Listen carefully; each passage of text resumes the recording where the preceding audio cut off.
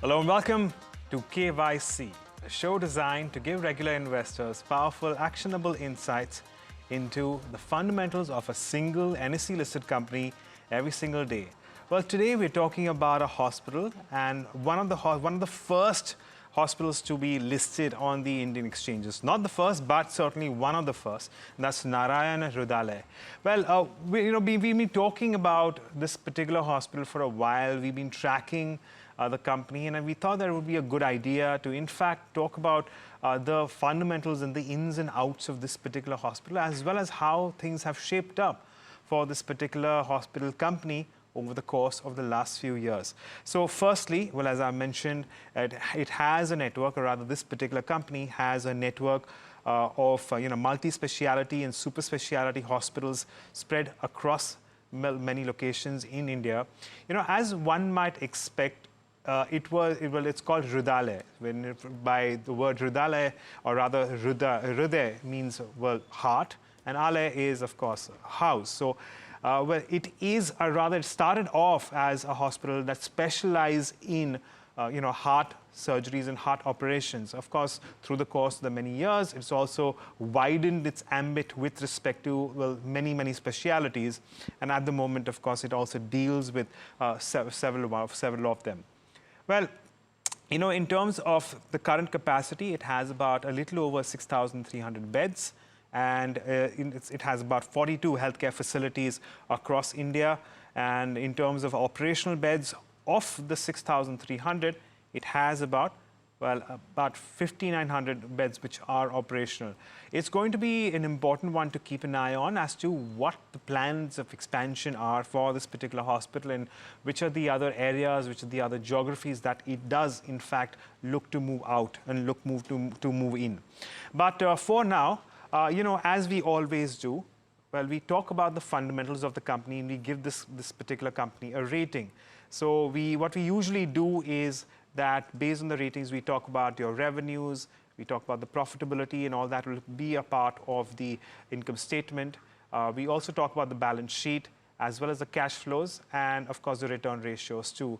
Well, followed by that, we also talk about the shareholding, valuations, street coverage, as well as street cred. And for that, well, I'm also joined by Varsha, who's going to give us an update on the same as well. So while I do have Varsha come in and talk to us about that, and as I've already mentioned, that the company focuses on, well, many specialities, and we talk about several of these other factors. Again, we'll be watching out for the income statement and how that pans out, because that's exactly what I want Varsha to take up and talk about while we do have her. So Varsha, welcome to the show, and thanks for joining in. Let's start off by that exact factor. Yes, Agam, thank you so much. Let me start with, income statement, how the company has done in the last 3 years, when it comes to the financial numbers. So if you see the revenue, so the 3 years CAGR for this company has been 25%. Good uptick in EBITDA. EBITDA margins, if you see, has been ranging from, 18 to 23% for the company. Net profit, well, you're seeing almost 365% of CAGR in the last 3 years for the net profit. Also, because of increase in the EBITDA margin is one of the factors, and also the change in product mix that the company has done. And so overall, if you see a very good set of numbers that the company has seen. And the highlighting point here is, if we will talk about this later also, the ARPOB, which is an important metric for any hospital company, that is average revenue per occupied bed. For Narayana, if you see, the ARPOB is actually very low as compared to other hospitals. Still, this company has been delivering good, operating margins, or beating operating margins as compared to its peers. And so a win-win situation has been for this company. And because I'm speaking about the financial numbers, let me just also highlight its Q3 numbers. So overall, if you see that their international business in the Q3 dipped 50%, but that was offset by the domestic business that the company had, almost double-digit growth, almost 18 to 19% growth in the domestic business that the company did. And also the Cayman Island for the company improved, which was dragging the overall performance of the company. Though Cayman Island is little margin dilutive for the overall operational margins for the company. company. But overall, Agam, if I were to talk about, if I were to give the ratings, for this company, I think it's pretty good on the financial parameters that the company has shown. Yeah, so it's a thumbs up for the income statement. Let's talk about the balance sheet then. And, we must remember that while there is a slightly higher debt on this particular hospital company's balance sheet, where in fact your reserves stand at around 3,200 crores, your debt stands at around 1,500 crores, well, a lot of this is being used for expansion. So the debt number does look high, but we're not going to give this a thumbs down. We're going to give this a neutral rating because it is, in fact, well, trying to lever itself in order for it to expand into many markets and, of course, put up more beds in hospitals in general. That said, in terms of its cash and cash equivalents, the number is not a small one. It still has about 300 odd crores in its books. So on a net debt basis too, that number doesn't look like a very large one. But again, it's going to be a wait and watch as to how and where they use those 1,200 odd crores of net debt as far as this particular company is concerned. So, well, pretty steady, but we'll give it a neutral rating as far as the balance sheet is concerned. Varsha, now let's talk about the cash flows here. Yeah, so, so Narayana actually enjoys good, strong cash flow, sufficient to take what are its capacity expansions. So they have a capex outlay of around 4,000 crores in the next 3 to 4 years, and the benefits of last 10 years, the work has been started, rather the benefit has been started for the work that they did in the last 10 years. So overall, if I were to talk about cash flow, the cash flow from operations standard around almost 1,000 crores, while net cash flow is 97 crores. So, so in hospitals, what happened, especially in Narayana, which is more into, greenfield hospital. So it has enough cash flows to, sort of have their capex plans, which I just said that they have 4,000 crores in the next 3 years. So overall, a good show when it comes to, cash flow that the company has given. Yeah. Sure. All right. So that's as far as cash flows go. Let's move on and talk about some of the other factors here, and we'll talk about return ratios. Since we have the income statement, the cash flows, as well as the balance sheet out of the way, we talk and take a look at how your return ratios are panned out. So I'm going to talk about the return on equity or return on net worth specifically in this case. And firstly, they are well above the mark of around 20 to 25%, because that's a thumb rule that we move around with when it comes to the ROEs. And at the moment, their return on equity stands at around 31.5%. It has come off to a certain extent, but it is still at a very healthy number, at a very healthy level, and which is why we'd give this one a thumbs up as well. It's come off from around 33.5%, but still a substantially higher number, which is why it's a thumbs up. And now let's talk about something more interesting. So we've spoken about your various financial statements. We've spoken about a key ratio there as well, based on those statements as well.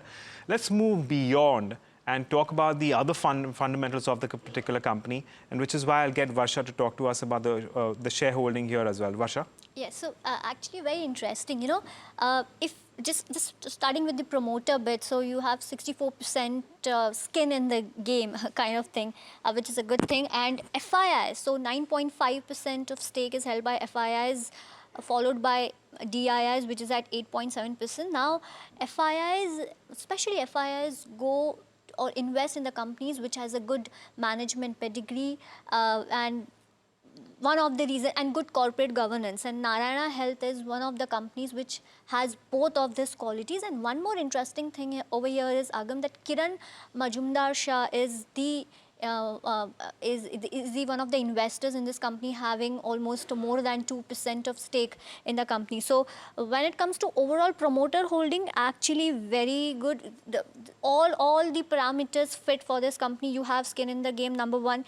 FIIs are, have a good stake in the company, followed by DIIs, and Kiran Majumdar Shah being one of the shareholders in the company. So overall, when it comes to shareholding pattern, we would rather give a thumbs up for this parameter. Okay. So a thumbs up for, well, as far as your shareholding pattern is concerned. And from there on, well, we move on to talk about the valuations, because this is the other very, very interesting piece here. Varsha, why don't you take us through the valuations, and especially keeping in mind the other factor which is also played in favor of margins, that is the ARPOBs. Yes, absolutely. So just, speaking about the valuation, so if you see, Narayana is trading at what, 36 PE. If you consider Max Healthcare, Fortis are trading at a premium valuation. Now, one of the reasons over here is ARPOB, average revenue per occupied bed. So if I were to talk about the ARPOB numbers, so you have Narayana Health, the ARPOB for Narayana stands at around 42,000 rupees per day. For Yatharth is 30,000. For Apollo, it's almost 61,000. For Max, it's the highest. It's 77,000. One of the reasons why Max has a premium kind of valuations given by the investor. That's one of the reasons. Of course, Max has capacity expansion plans. They are on the capex free, number one. And if you see the Medanta also has almost 62,000 of ARPOB. KIMS has little lower of 38,000, and that's actually showing when it comes to valuation. So for Narayana, that's trading at 36 PE on the trailing 12 months basis. While if you see Yatharth is at 29, while Fortis Health, which also has a higher ARPOB, is trading at 58. Apollo Hospital is trading at 70. So, but talking about Narayana, one thing is when it comes to peers, they are trading at a very low price to earning ratio, and despite having lower ARPOB, they have given a good kind of financials in the last 3 years. So overall, compared to peers, they are actually trading at a discount. And but the point is, Agam, they have always been traded at a discount, being the cost efficient kind of hospital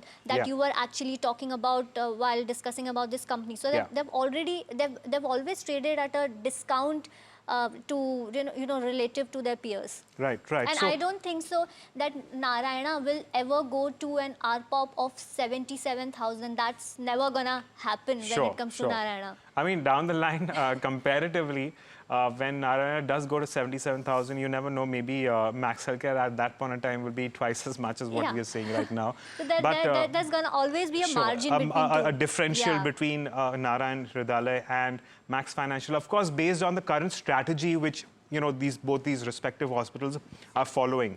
But no, point taken, Varsha, as far as your valuations go, as well as your average revenue per operating bed is concerned as well.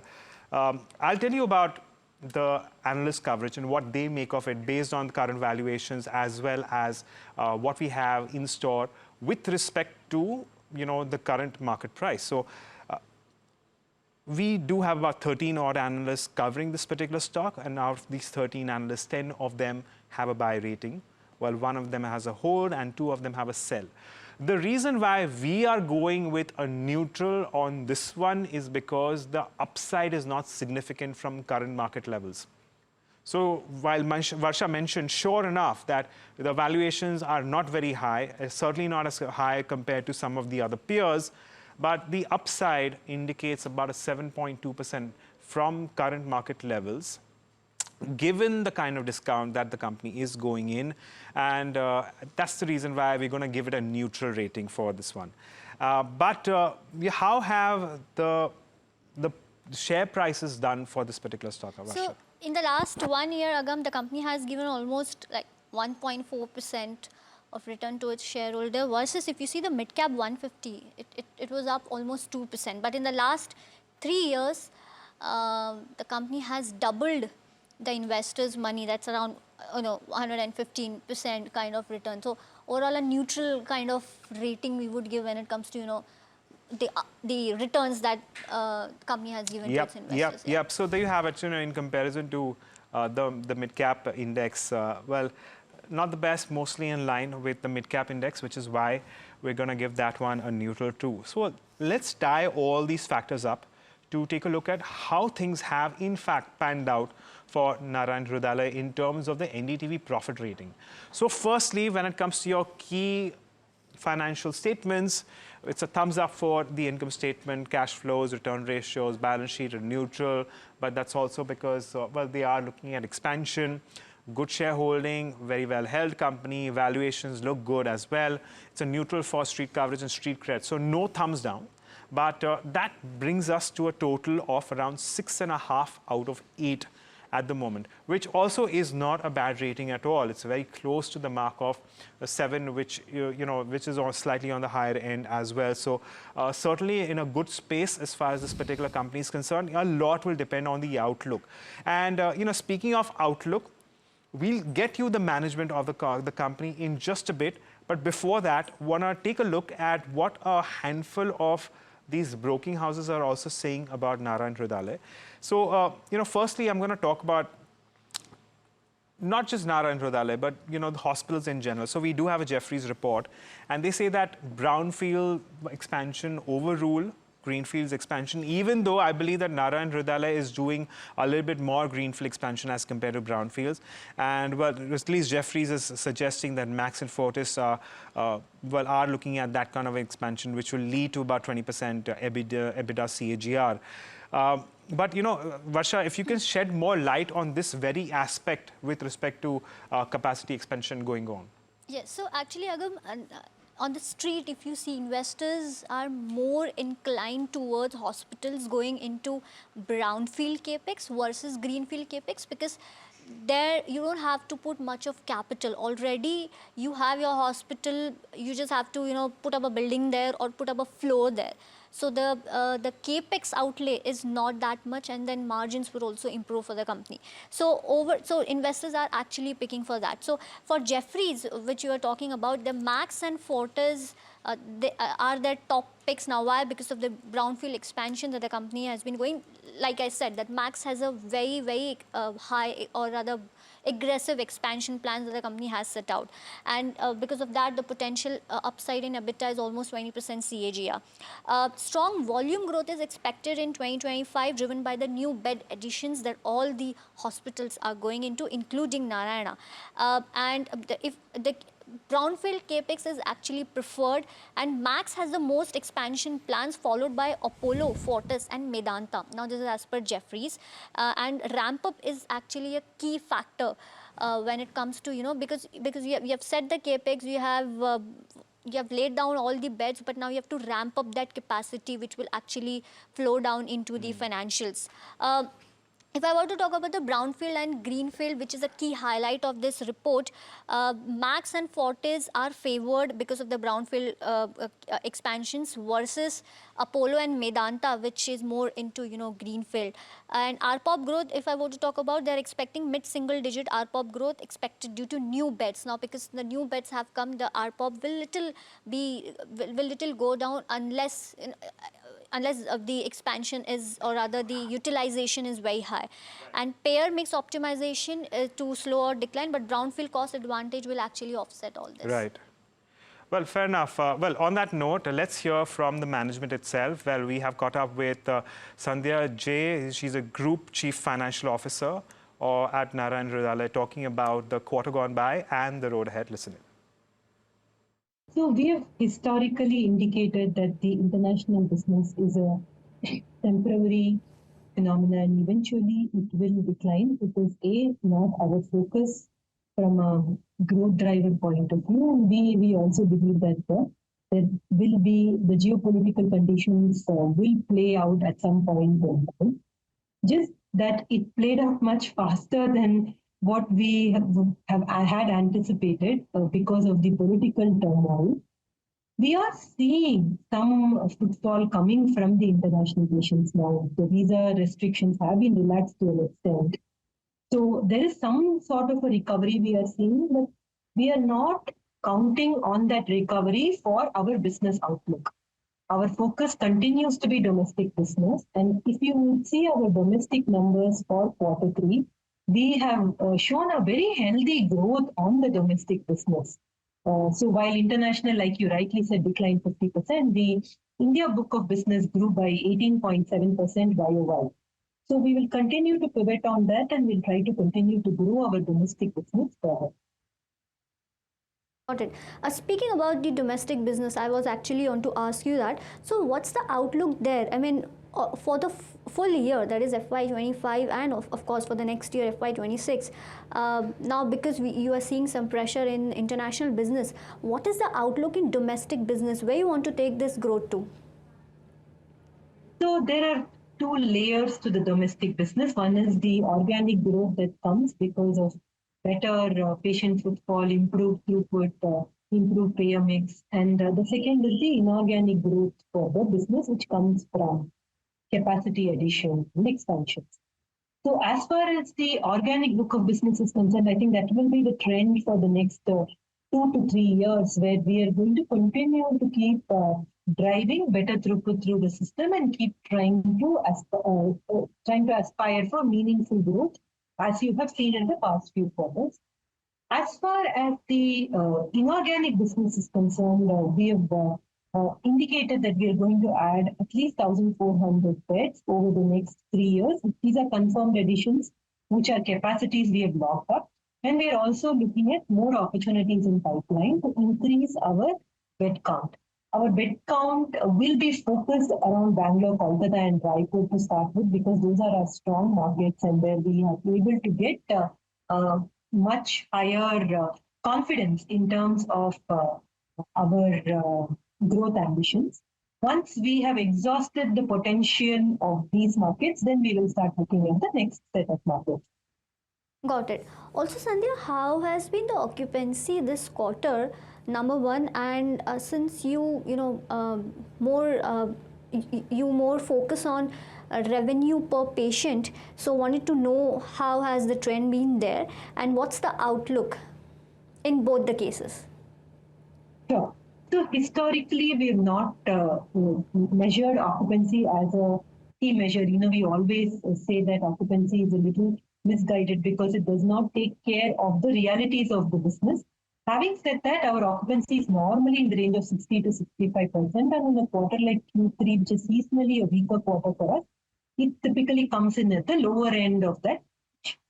Now, as far as our ARPP, which is average revenue per patient, is concerned, we have seen a healthy growth in our ARPP, both year on year and quarter on quarter. And we believe that this trend will continue, not because of price. As you are aware, we don't look at price as a very significant lever for ARPP growth. We do take price increases, but they are low single-digit price increases. But the growth is coming from a couple of factors. One is the improved payer mix and better realization from the existing patients. And the second, which is coming through, is being able to keep moving up the value chain in terms of the type of the procedures that we are doing. So both of it is coming together and contributing to the ARPP growth that we have reported on. Got it. Sandhya, talking about Cayman, so if I'm not wrong, the business over there has improved. So what's the outlook there? Because you have this new multi-specialty hospital also which came up there. Yes. So our hospital got commissioned in the last couple of quarters, and we were working through all the approvals and starting up. So in Q3, the most of the OPD started getting done from the Camana Bay Hospital, though IP took some time and we had only a few weeks of IP service coming out of the hospital. But the full costs of the new hospital was on the baseline, and to that extent, you are able to see that little impact on the margins. Having said that, the hospital has gained good traction, as we are seeing in January. We are seeing good throughput, good volumes, and a healthy growth trend in the hospital. So we are anticipating to break even and start delivering good performance much ahead of what we had originally projected. Got it. And what was the growth there when it comes to Cayman? So this quarter, if you would see for Cayman, we had a substantial improvement. Our revenues were 30 million, 30.5 million, same quarter last year, 29 million last quarter. This quarter, we had a $35 million revenue coming out of Cayman. This like I said, was one, the existing hospital also improved and the new hospital also has started picking up good traction. Sandhya, on the margin side, because the margin dilution, if you see, is mostly caused by Cayman. So what's the outlook when it comes to margin? Because it was little lower than last year. Yes. So there are two reasons for the margin dilution. One, of course, is there is some dilution coming from Cayman, given that Cayman has got all the costs on board and the revenue is still coming in. So there is that little bit of recovery time that comes through for the new hospital to fully be able to deliver. So that is one part of the margin dilution. The other part is the integrated care business. As you know, we are reporting out a 12 to 15 crore of cash burn every quarter in the integrated care business. This is the new book of business we are building with clinics and insurance. And that is also causing some of the margin dilution, which we believe will continue into a few years because this is a new business line we are building and it will continue to dilute margins for some time. But we are of the hope that our India business has shown steady margin growth over the past several quarters and will continue to be able to keep up with that trend, and Cayman will also start recovering, and therefore our outlook to margin is positive. And that is all the time that we have for this edition of KYC. But stay tuned for more. You're watching NDTV Profit.